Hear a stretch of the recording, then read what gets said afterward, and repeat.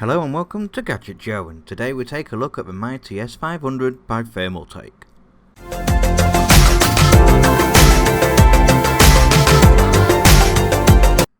Thermaltake are no stranger to large cases, and today we have the S500, which is certainly no exception to this.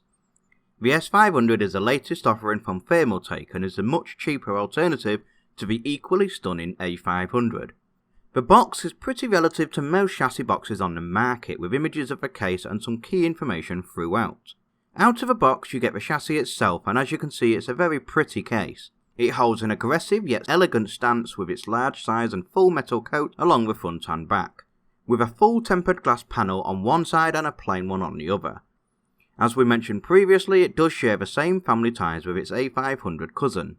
The main difference here being slightly updated mesh design for improved airflow, steel build that is much heavier, and more premium build quality because of this.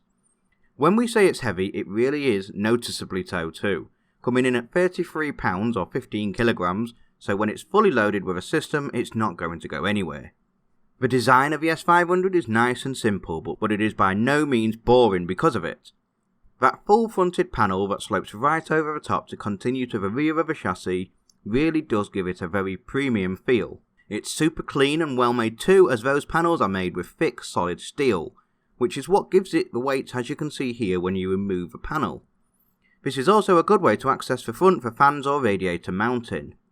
You get an included 140mm in the centre, and there is space for 3 120 or 140 or 2 200mm fans, and up to a 360 or 420mm rad. The design looks almost a mirror copy of the A500, however when you look closer you see the differences such as the glass panel that is straight cut rather than the angled one like the A500, and unlike the A500 you don't get the dual hinge panels. That doesn't take away from the overall build quality at all however, and for the significantly lower price point you're still getting a lot of case for your money, including that gorgeous design. At the rear of the S500 it's much like any other chassis with a PSU cutout and a plate that removes to mount the PSU to it beforehand to make installation that little bit easier. A full length base mounted dust filter along the bottom, and then moving up you get 8 expansion slots with no vertical mounting slots at all. However, that is easily rectifiable when you remove these screws around this panel. You simply take it out, flip it 90 degrees and then secure it back into place to give you 8 vertical expansion slots. Above this is a rear exhaust point for the included 120mm fan and the motherboard I/O cutout. Before we go to the business end, let's take a look at the back of the S500. Removing this full steel panel is easy via the thumb screws, and then you are presented with a vast amount of space to work with. You can see the rear ventilation for the reservoir or radiator mounting on the front to the left, with rubber grommets along the middle. A large CPU cooler cutout, and also mounting for up to 2 2.5 inch drives or SSDs, or one 3.5 inch on this plate here that can be removed via this thumb screw, secured into place and then put back into position. There is a nice deep space for cable management too, and you get the I/O panel connectors here too, velcro strapped into place. You get the usual USB 3, power reset headers, USB and HD audio too. Move now on to the business side of it all, and you are presented with a full-size 4mm tempered glass panel that is slightly tinted. As we mentioned earlier, it is straight-edged and comes away via thumb screws and simply slides away. Inside the S500 is a large open space to work with that is well thought out and practical, with support for mini ITX, micro ATX up to full-size ATX. Plenty of space for full-size graphics cards and coolers too. You get a 120mm rear exhaust fan included in the box, and below this you get the PSU shroud that features an open viewing window. To the right you get a hard drive caddy with 2 trays in it and a box of accessories. The trays will house 2 2.5 inch or 1 3.5 inch drive each, and they just slot nicely in place.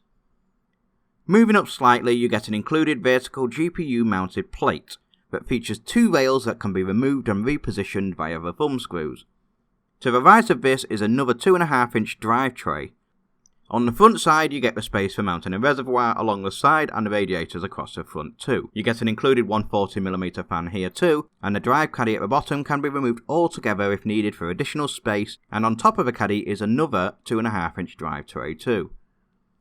Along the top is mounting for 3 120, 2 140 or 2 200mm fans, and up to a 280 or 360mm rad too. Mounting is super simple by taking off the top panel, and then you have full access to the top mounting panel here. And that pretty much finishes our review of a Thermaltake S500, a budget friendly version of a much pricier A500 without compromising on the aesthetics. The S500 is certainly a stunning chassis and will suit any setup and room too. There are a few features missing compared to its cousin, but it certainly makes up for it when you consider the price point of around £100 compared to £230 plus. It is very heavy, but that also means it's very sturdy too. Nice and spacious inside, which means that it is a nice chassis to build in. You are going to need to be really competent at cable management on the bottom of a chassis, however, as it is exposed with that shorter shroud and drive caddy. However, you get ample space in the rear to work with to contribute to that. With all that in mind, we are happy to give the S500 our Gadget Joe Silver Award of 3 stars. It's hard to compete with the build quality and feature set for the price range. What's more is, much like the A500, there is no RGB at all, which in its own will be a key deciding factor for most, and that's pretty much it from me for now. So hit the like button, click subscribe and share, and as always there are links below to get your own, and I'll see you in the next video.